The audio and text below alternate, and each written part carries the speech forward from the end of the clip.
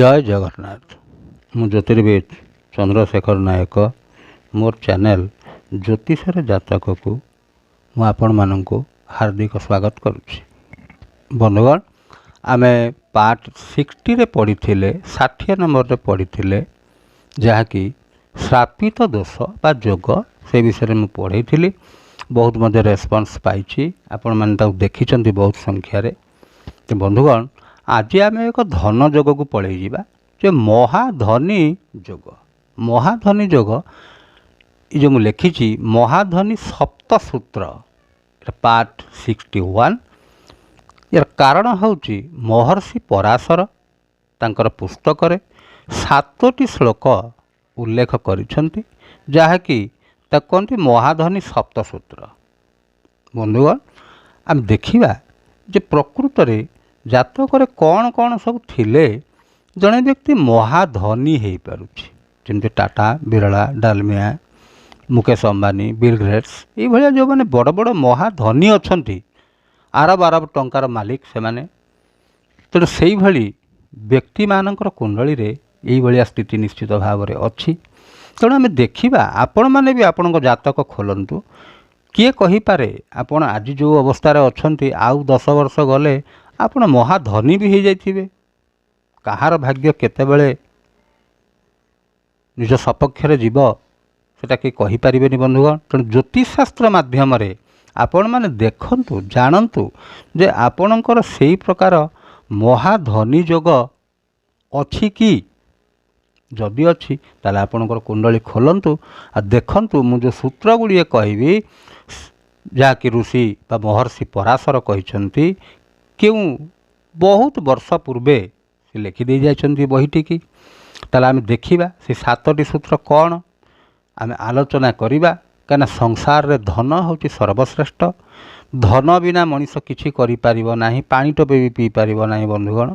तेणु धनी हेबाटा आ ये जो सूत्र मु बतैबी ये महाधनी जोग। ये साधारण धनी बंधुगण नुह, ये महाधनी। ताहले आम जिबा सूत्र गुड़ी को देखिबा कौन कौन सूत्र कहउचंती।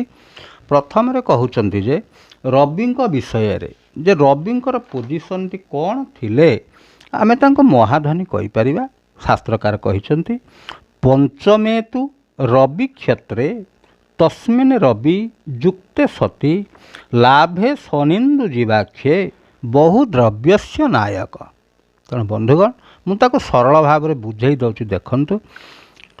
रवि तार 2टी सूत्र मु लिखी बंधुगण 2टी भाग कर देछि। कौन ना सिंह राशि हेतिबो सेटा पर पंचम स्थान हेतिबो। बंधुगण देखंतु सिंह राशिटा जदि पंचम स्थान हेतिबो ताले लग्नटी मेष हेतिबो। 1 2 3 4 5 देखंतु एटा हला पंचम घर। ताले 5 नंबर घर हेतिबो। 5 नंबर घर देखंतु आपनकर सिंह राशि भी हेछि। आउ कौन हेतिबो ना सेथरे रवि थिबे। बंधुगण देखंतु जदि सिंह घरे रवि अछंती बहुत भल, कारण से तांकर निज घर मूल त्रिकोण घर निज घर तांकर। तेणु रवि जदि अछंती पंचम स्थान रे आ से घरटा सिंह घर हेछि ये हला आपण अधा कंडीशन पारी कले। द्वितीय कंडीशन कौन कहउचंती ना शनि आ चंद्र आ बृहस्पति ये एकादश घरे थे बंधुगण। यहाँ यदि 5 नंबर घर है 6 7 8 9 10 11 11 कौन थे ना शनि थे देखो निज घरे, चंद्र थे आ बृहस्पति थे। बंधुगण जदि एतिकी अच्छी आपण जातक आउ अन्य कथा मु किछि कहू नाही। जदि एई भलिया कंडीशन ने आपणकर अच्छी आपण जानिबे आपण महाधनी जोगर अंतर्भुक्त अटंती। आपण बहु द्रव्यर नायक हेई पारिबे ता माने। बंधुगण आपण जानि पारले सरल सूत्रटी रविंक विषय रे लग्न हेतिबो मेष लग्न, रवि थिबे सिंह रे आ शनि थिबे कुंभ रे, चंद्र थिबे कुंभ रे, बृहस्पति थिबे कुंभ रे जुक्ति करिथिबे। ताहले आपण जानिबे आपणक जातकटी महाधनी जोग। बंधुगण भावुँ प्रथम नंबरटी आपण बुझी सारे। एबे द्वितीय नंबर को जीवा चंद्रंक विषय रे कौन कहउछंती ना चंद्रंक विषय रे देखिबा से सूत्रटी कौन कहउछंती ऋषि बा महर्षि पराशर। ଚନ୍ଦ୍ରଙ୍କ ବିଷୟରେ କହୁଛନ୍ତି ନା କ'ଣ?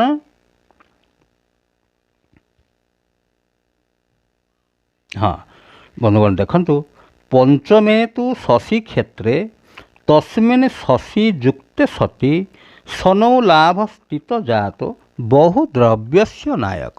ବନ୍ଧୁଗଣ এই ଶ୍ଳୋକର ଅର୍ଥ ମୁଁ ଆପଣମାନଙ୍କୁ ବୁଝେଇ ଦେଉଛି। ପଞ୍ଚମ ଗୃହଟି କର୍କଟ ରାଶି ହେଇଥିବ। ଦେଖନ୍ତୁ ଏଇଟା ହେଲା ପଞ୍ଚମ ଗୃହ, ଏଇଟା ହେଲା କର୍କଟ ରାଶି, ସେଥିରେ ଚନ୍ଦ୍ର ଥିବେ। ତାହେଲେ ପଞ୍ଚମ ଘର ଏଇଟା ହେଲେ ତାହେଲେ ଲଗ୍ନ ନିଶ୍ଚିତ ଭାବରେ ମୀନ ରାଶି ହେଲା ଲଗ୍ନ। 1 2 3 4 5, ତାହେଲେ ମୀନ ଲଗ୍ନ ହେଇଥିବ ଆଉ କର୍କଟ ଘରେ ଚନ୍ଦ୍ର ଥିବେ। ଆଉ କ'ଣ ହେଇଥିବ ବନ୍ଧୁଗଣ? ନା ଏକାଦଶରେ ଶନି ଥିବେ। ଦେଖନ୍ତୁ ଏଇଟା ହେଲା 12 ନମ୍ବର ଘର, ଏଇଟା ହେଲା 11 ନମ୍ବର ଘର, ତାହେଲେ ଶନି ଏଇଠି ଥିବେ। ଏତିକି କଣ୍ଡିସନ୍। ଲଗ୍ନ ହେଇଥିବ ମୀନ ଲଗ୍ନ, ଚନ୍ଦ୍ର ଥିବେ କର୍କଟରେ, ଶନି ଥିବେ ମକରରେ। ଏତିକି ଯଦି ହେଇଯାଉଛି ତାହେଲେ ଆପଣ ଜାଣିବେ ଆପଣ ଗୋଟିଏ ମହାଧନୀର ଅନ୍ତର୍ଭୁକ୍ତ ଅଟନ୍ତି। ବନ୍ଧୁଗଣ ମୁଁ ଭାବୁଛି ଚନ୍ଦ୍ରଙ୍କ ବିଷୟରେ ଆପଣ ବୁଝିପାରିଲେ। ତାପରେ ଆମେ ପଳେଇ ଯିବା ମଙ୍ଗଳଙ୍କର। ମଙ୍ଗଳଙ୍କର କି କି କଣ୍ଡିସନ୍ ଥିଲେ ଆମେ ଜାଣିବା ଯେ ମହାଧନୀ ଯୋଗ ଅଟେ।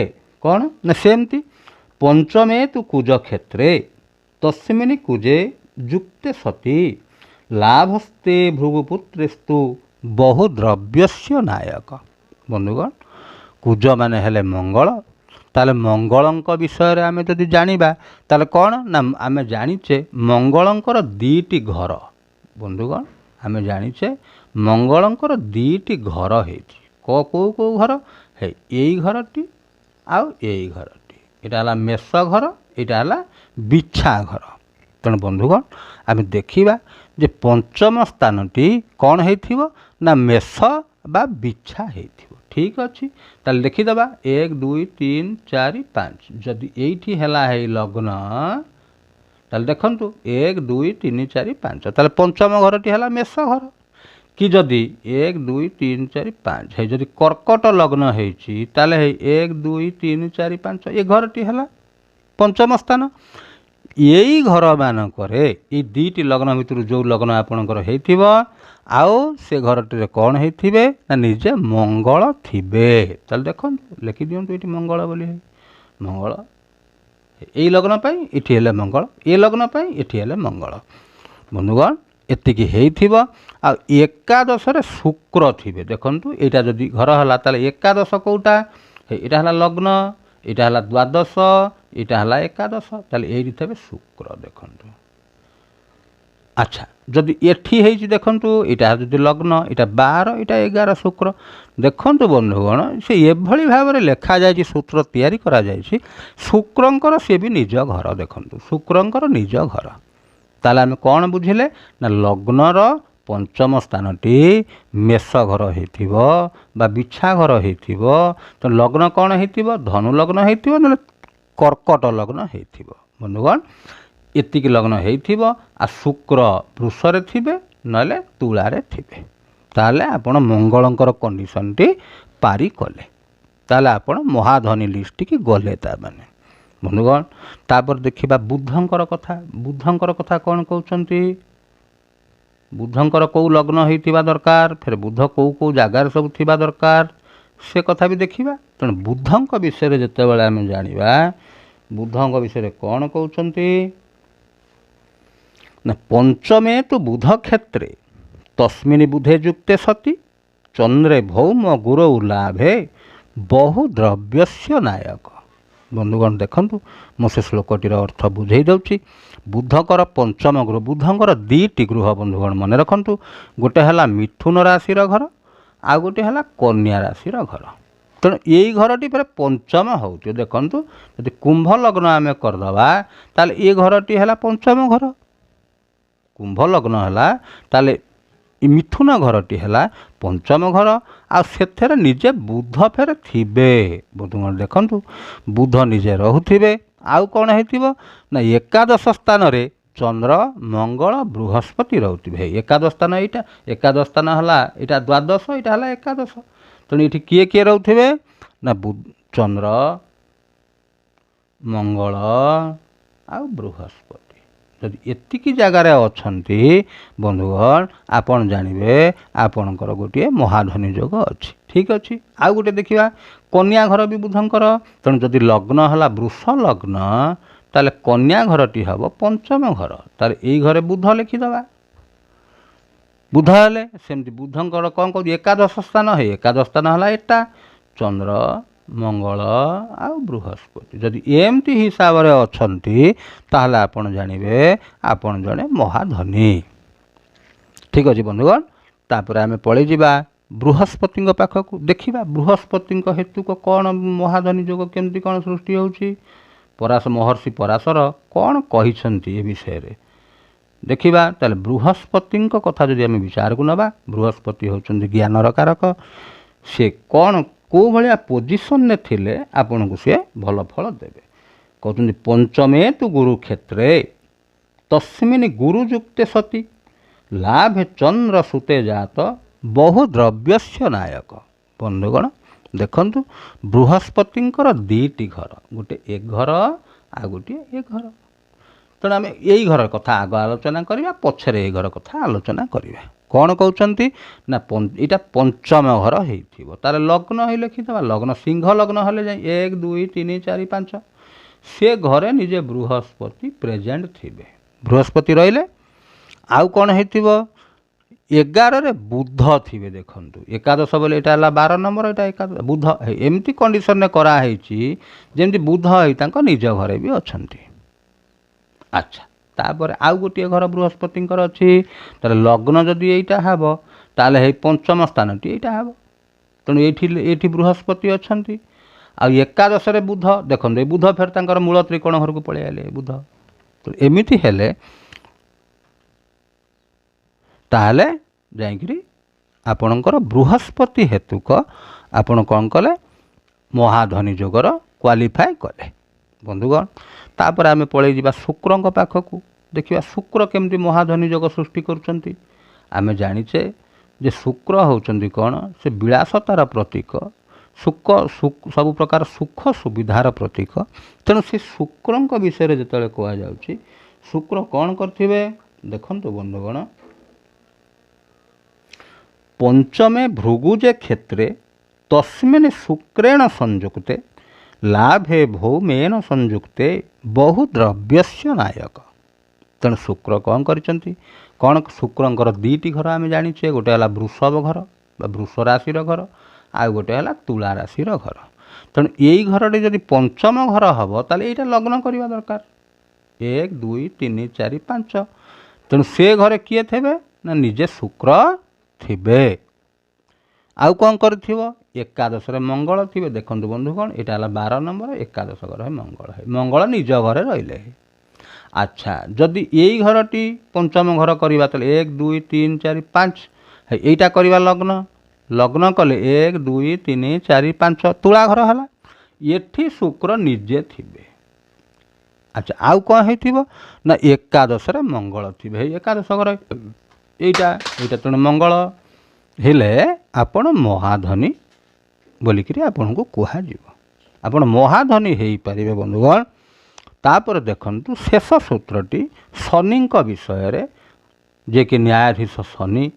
ସେ ଆପଣଙ୍କୁ ଡେରିରେ ଫଳ ଦିଅନ୍ତି କିନ୍ତୁ ସେ ସଠିକ୍ ଫଳଟି ଦିଅନ୍ତି। ଦେଖନ୍ତୁ କେମିତି ତାଙ୍କର ସୂତ୍ର କ'ଣ, ସେ କେମିତି ମହାଧନୀ ଯୋଗ ସୃଷ୍ଟି କରୁଛନ୍ତି ଦେଖିବା। ତାହେଲେ ସେ ସେଇ କଥାଟା କହୁଛନ୍ତି ଶନିଙ୍କ ବିଷୟରେ କ'ଣ, ପଞ୍ଚମେ ତୁ ଶନି କ୍ଷେତ୍ରେ ତସ୍ମିନ୍ ଶନି ଯୁକ୍ତେ ସତି ଲାଭେ ରବିନ୍ଦୁ ସଂଯୁକ୍ତେ ବହୁ ଦ୍ରବ୍ୟସ୍ୟ ନାୟକ। ଠିକ୍ ଅଛି। କ'ଣ କହୁଛନ୍ତି ଦେଖିବା। ଶନିଙ୍କର ଦୁଇଟି ଘର ଆମେ ଜାଣିଛେ, ଗୋଟେ କୁମ୍ଭ ଘର ଗୋଟେ ମକର ଘର। ଏ ଦୁଇଟି ଘର ହେଲା ଶନିଙ୍କର। ଆଚ୍ଛା ପ୍ରଥମେ ଆମେ ମକର ଘରଟିକି ନେବା ଦେଖିବା। 1 2 3 4 5 ଏଇଟା ହେଲା ଲଗ୍ନ। 1 2 3 4 5 ଲଗ୍ନ ହେଇଗଲା କନ୍ୟା ଲଗ୍ନ। ଏଇ ଘରେ ଶନି ଅଛନ୍ତି ନିଜେ, ପଞ୍ଚମ ଘରେ ନିଜେ ଥିବେ। ଆଉ କ'ଣ କରିଥିବ ନା ଏକାଦଶରେ ରବି ଚନ୍ଦ୍ର ଏ ଯୋଗ ହେଇଥିବେ। ଏଇଟା ହେଲା 12 ନମ୍ବର, ଏଇଟା ହେଲା 11 ନମ୍ବର। ଏଠି ରବି ପ୍ଲସ୍ ଚନ୍ଦ୍ର, ରବି ଚନ୍ଦ୍ର ଦୁଇ ଜଣ ମିଶିକିରି ଥିବେ। ତାହେଲେ ତାଙ୍କୁ ଆମେ କହିବା ମହାଧନୀ ଯୋଗ। ঠিক ଅଛି। ଆଚ୍ଛା ଆଉ ଗୋଟିଏ ଘର ହେଉଛି ତାଙ୍କର କୁମ୍ଭ ଘର। ତାହେଲେ କୁମ୍ଭ ଘର ହେଲେ ଲଗ୍ନ ଆମେ ଏଇଟା କଲେ ଯାଇକିରି ପଞ୍ଚମ ହେବ। ତାହେଲେ ଏଠି ଲେଖିଦେବା ଏଇ ଶନି ରହିଲେ ଏଠି। ଏକାଦଶରେ କିଏ ରହିଲେ? ଏକାଦଶ ଘର ଏଇଟା ରବି ଚନ୍ଦ୍ର। ବନ୍ଧୁଗଣ ଦେଖନ୍ତୁ, ଯଦି ଏଇଭଳିଆ ଯୋଗ ସୃଷ୍ଟି ହେଉଛି ଆପଣଙ୍କର ଜାତକରେ, ତାହେଲେ ଆପଣ ଜାଣିବେ ଯେ ଆପଣ ଜଣେ ମହାଧନୀ ଶ୍ରେଣୀର ବ୍ୟକ୍ତି। ଆପଣଙ୍କ ଯଦିଓ ଆପଣ ଏବେ ଅନୁଭବ କରୁଛନ୍ତି ଯେ ଆପଣଙ୍କ ଯଦିଓ ଜାତକରେ ଏଇଟା ଅଛି, ଆପଣ ତ କାହିଁ ଧନୀ ନୁହନ୍ତି। ବନ୍ଧୁଗଣ ଆପଣ ଦେଖିବେ ସେଇ ଯୋଗଟି କେତେବେଳେ ଆପଣ ଧନୀ ହେବେ ସେ କଥା ବି ଆପଣ ଜାଣନ୍ତୁ ଯେ ଧନୀ କେତେବେଳେ ଆପଣ ହେବେ। ମନେକର ଯଦି ଏଇ କଣ୍ଡିସନରେ ହେଉଛି, ତାହେଲେ ଏଇ ଶନିଙ୍କର ଯେତେବେଳେ ଅନ୍ତର୍ଦଶା ଚାଲିଥିବ ବା ମହାଦଶା ଚାଲିଥିବ ବା ପ୍ରତ୍ୟନ୍ତର ଦଶା ଚାଲିଥିବ ବା ରବିଚନ୍ଦ୍ରଙ୍କର ଅନ୍ତର୍ଦଶା ପ୍ରତ୍ୟନ୍ତର ଦଶା ଚାଲିଥିବ, ଆପଣ ସେଇ ସମୟରେ, ମୁଁ ଏଇଟା ବାରମ୍ବାର କହୁଛି ବନ୍ଧୁଗଣ, ତେଣୁ ମୁଁ ସବୁ ଏପିସୋଡ଼ରେ ଆକୁ କହୁନାହିଁ। ତା କାରଣ ହେଉଛି ଯେଉଁ ଗ୍ରହ ଭିତ୍ତିକ ଆପଣଙ୍କର ଯୋଗଟି ସୃଷ୍ଟି ହେଉଛି, ଯେତେବେଳେ ସେଇ ଗ୍ରହର ଦଶା, ଅନ୍ତର୍ଦଶା, ପ୍ରତ୍ୟନ୍ତର ଦଶା, ସୂକ୍ଷ୍ମ ଦଶା, ପ୍ରାଣ ଦଶା ଯେତେବେଳେ ଆସୁଛି ବନ୍ଧୁଗଣ, ଆପଣ ସେଇ ସମୟରେ ହିଁ ଏଇ ସୁଯୋଗଟି ପାଇପାରିବେ। ଆପଣ କହିବେ ନାହିଁ ମୋର ତ ମହାଧନୀ ଯୋଗ ଅଛି, କିନ୍ତୁ ମହାଧନୀ ମୁଁ ତ କାହିଁ ହେଉନାହିଁ, ସେ ଯୋଗ ମୋର କେବେ ହେବ? ଆପଣ ଏଇ ହିସାବରେ ମୁଁ ଯେଉଁ କହିଲି, ଆଙ୍କର ମନେକର ଶନିଙ୍କର ମହାଦଶା, ଚନ୍ଦ୍ର ରବିଙ୍କର ଅନ୍ତର୍ଦଶା ଯେତେବେଳେ ଏଇ ସମୟରେ ଆସିବ, ଆପଣ ସେ ଫଳଟି ନିଶ୍ଚିତ ଭାବରେ ପାଇପାରିବେ। ମହାଧନୀ ଯେ ଯେଉଁମାନେ ଆଜି ମହାଧନୀ ହେଇଛନ୍ତି, ଯଦି ଆପଣ ତାଙ୍କର ଇତିହାସ ଖୋଜିବେ, ତାଙ୍କର ବାୟୋଗ୍ରାଫି ଆପଣ ଜାଣିବେ, ତାହେଲେ କ'ଣ ନା ସେମାନେ ବି ଦିନେ ନା ଦିନେ ଗରିବ ଶ୍ରେଣୀର ଥିଲେ, କିନ୍ତୁ ତାଙ୍କୁ ଭାଗ୍ୟ ସାଥ ଦେଇଛି। ଏଇ ମହାଧନୀ ଯୋଗରେ ସେମାନେ ସଂଯୁକ୍ତ ହୋଇଥିବା ହେତୁ ଆଜି ସେମାନେ ପୃଥିବୀରେ ବିରାଟ ବିରାଟ ଧନୀ ଶ୍ରେଣୀର ହୋଇପାରିଛନ୍ତି। ତେଣୁ ବନ୍ଧୁଗଣ ମୁଁ ଭାବୁଛି ଆପଣମାନଙ୍କୁ କଥାଟି ଭଲ ଲାଗିଥିବ। ଆଉ ଯଦି ଭଲ ଲାଗେ ତାହେଲେ ଆପଣ ସବସ୍କ୍ରାଇବ୍ କରିବେ, ଲାଇକ୍ କରିବେ, ସେୟାର କରିବେ। ବନ୍ଧୁଗଣ ହଉ, ଏତିକିରେ ରହିଲି। ଜୟ ଜଗନ୍ନାଥ।